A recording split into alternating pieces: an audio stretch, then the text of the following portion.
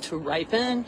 So it's kind of the lazy dog days of summer where it's hot, most of the work is done, the garden is getting filled up with weeds, but we just don't have it in us to go out and pull it all out and clean it up yet. It's kind of the last dregs of summertime growth season, and the humidity is usually really hot. So this is where those damp heat conditions come in, which the damp heat conditions in dogs are always struggling with: hot spots, staph infections, that red, oozy, yeasty, never want to go away damp heat. This is a season for that. The earth element, the organs associated with it is the gut. In Chinese medicine, that's the spleen and the stomach.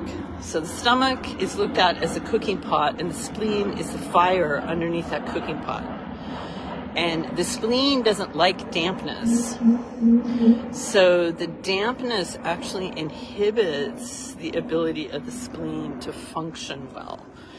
And so we often get what's in Chinese medicine what's called summer heat diarrhea, where it's so hot and there's so much dampness, it has to exit the body somewhere, and it will come out through the GI tract.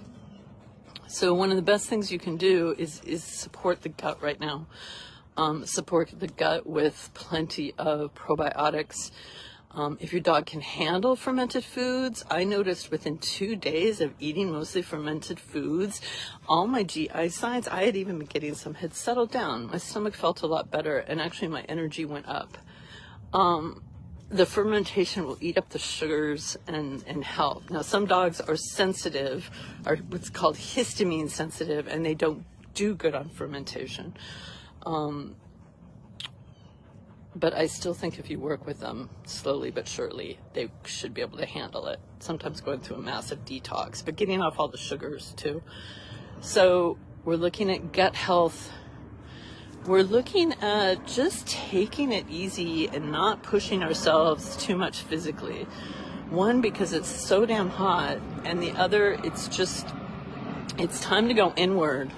Because on top of this being earth element season, we've also got plenty of energies in the sky right now where we have planetary influences that are going what are called retrograde motion, which is a signal for us to pause, to slow down with our outer activities, and to look within, to review, to redo, to renew ourselves, to restore ourselves, to go back over and just look at things that we've been doing. Have they brought us? Have they been good for us? Have they brought good things into our life? Are they stalling out? Is it time to change course? Is it time to redo something, like we didn't get it quite right the first time, or we want to revise, we want to edit, or we want to renew, we want to like clean out and put down new area rugs, we want to paint, we want to restore, we want to revitalize either our spaces, either our bodies. We can look at our diets, the same with our dogs. How are they doing? Do we want to switch up their diets? What have we been doing in terms of supplements? So it's a time to just like settle back in, not start anything new. It's not going to be time to start anything new until October. And I've been following these cycles for a long time, and I can tell right away if I'm pushing against the river or if I'm going with the river.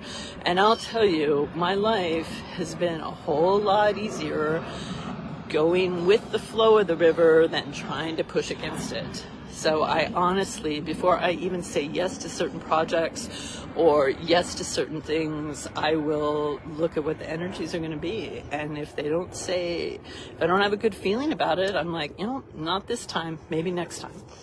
So that's just how